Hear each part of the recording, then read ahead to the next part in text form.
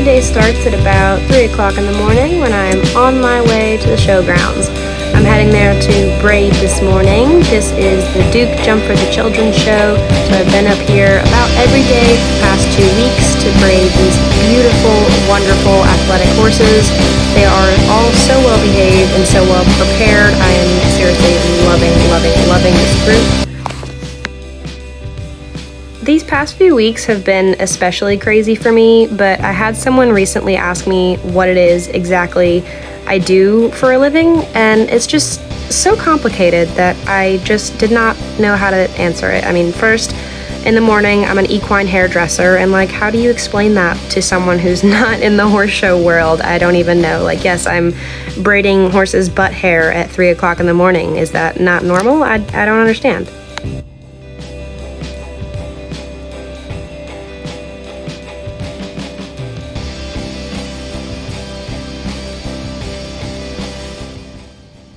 This butt hair in particular was wonderful to braid. Some tails are just made to be braided.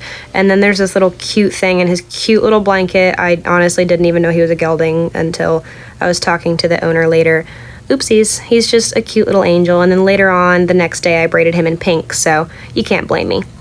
But anyways, another thing that kind of made me want to make this video is I was having a conversation with another equine professional in the industry that was really just talking down on making a living in the equine industry, and it really kind of hit home for me because obviously this is what I do primarily, and I just kind of hustle on the side constantly and make things work. And yes, it's absolutely exhausting, and no, I'm not making millions. I'm not out here making six figures or anything outrageous, but I'm surviving, and honestly, I'm thriving. And I could not be happier doing what I'm doing now, even if that means I don't get a ton of sleep, and it's kind of just organizing chaos all the time. It's chaos that I love and chaos that makes me happy. And I'm not saying I have a crystal ball. I'm not saying this is how it's always going to be, but I love it now, and that's all that matters, and I'm making myself happy and making things work. So I always encourage people to do what makes it work for them and keeps them happy. So after I finish braiding, I head over to another barn to feed and do things for this barn. This is a barn that I've worked for, or a trainer really, that I've worked for a couple years now. I absolutely love their group. They always have the most well-mannered and well-turned out horses, and all of their girls are just such a delight to work with and see every morning and show, and very successful team. And it really depends on where you're located in terms of, being close to showgrounds or whatnot. But if you have the opportunity, if you're close to showgrounds and it's convenient for you with your schedule, grooming and helping out at shows is a great way to earn extra cash, especially covering your own show bills while you're there. I'm already there braiding, so when I can get grooming opportunities, it's a really good way to cover some more expenses for myself. I also pull wraps while I'm there and clean stalls.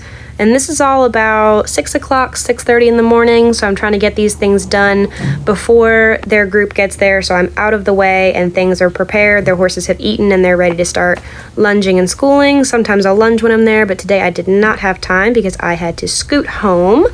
Luckily, I was borrowing my parents' little Ranger truck, which is so much better on gas than my big truck. They were so kind to let me borrow that. And I get home and I just go ahead and feed, get all of my horses happy. This is probably about 8 o'clock. I go out and pull blankets after they eat, and they are all attacking that round bale that we just put out a couple days ago.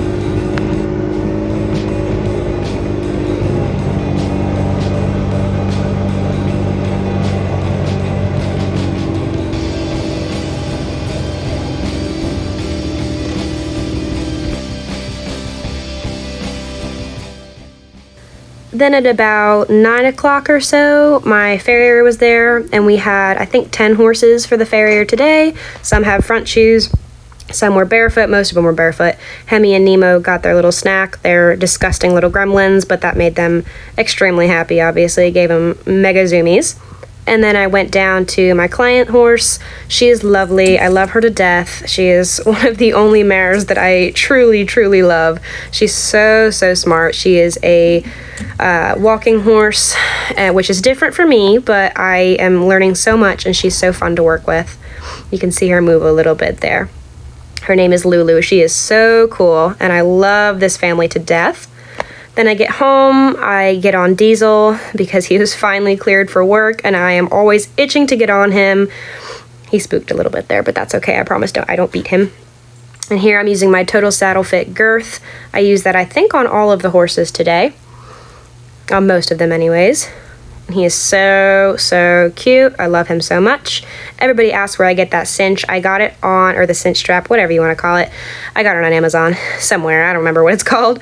Then I move on to Winston, and I have the Back on Track Hawk Wraps. They're technically Diesels, that's why they're pretty large, but I put some time into grooming him. Obviously, I never brush a tail without absolutely drenching it in detangler. I like to spend a lot of time grooming and just getting the horse really relaxed and pushing their muscles all around and getting them nice and warmed up in the cross ties, spending a lot of time with them. So I get him all cleaned up and ready to go.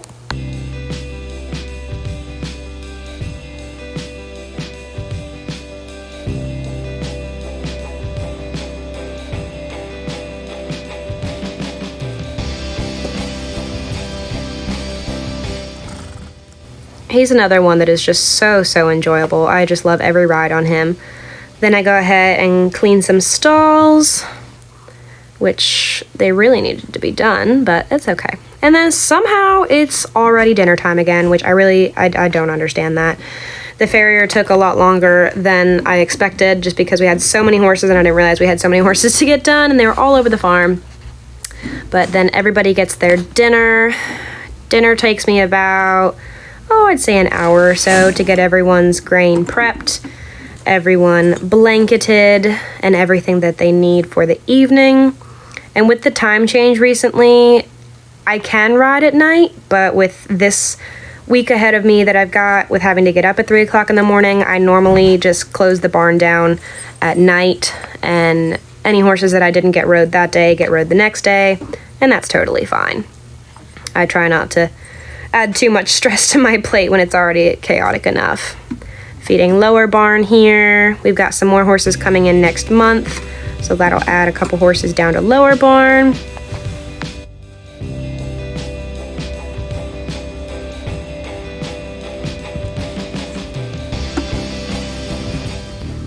And here you guys can see an updated version of Diesel's special massive stall. It no longer has the hot tape everywhere. It has it around the door frame so he can't grab onto the door frame and ruin his teeth with cribbing, but it's a little cleaner looking. Then I go and I fill my hay nets my little redneck way. I don't have a fancy hay net filler thing, although I would love one. Christmas hint, it's fine. Everything's, just subtle. Get all those stuffed for the evening since we have no luscious summer grass anymore, unfortunately. Then I get what we call middle barn all fixed up, which middle barn really now is just Winston and Diesel in their massive stalls, and get them blanketed. And it was going to be another freezing cold night tonight. The weather here in North Carolina has been absolutely insane, which is driving me insane, especially being up so early in the morning. Not fun. Do not recommend it, but it pays off in the long run at the same time.